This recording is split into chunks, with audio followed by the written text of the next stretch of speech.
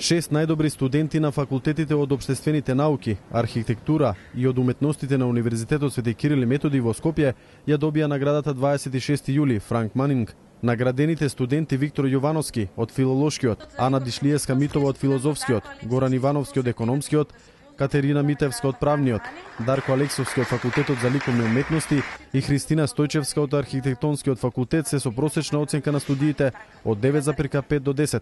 Студентите велат дека ова е поттик да придонесат во градењето на поубаво општество и иднина. Оваа награда за мене е многу важна затоа што претставува еден поттик за понатаму, да продолжам и понатаму, значи во истата насока.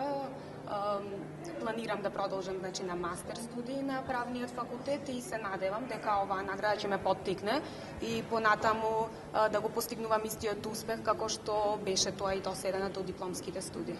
Први пресреќа сум, а второ чест и задоволство ми е да се најдам овде, затоа што ова признание за мене представува голем предизвик за понатаму, да покажам што можам. Ректорот на Скопскиот универзитет Велимир Стојковски им ги врачи наградите и им честиташе истакнувајќи дека не ги стекнале случајно, туку со работа и учење.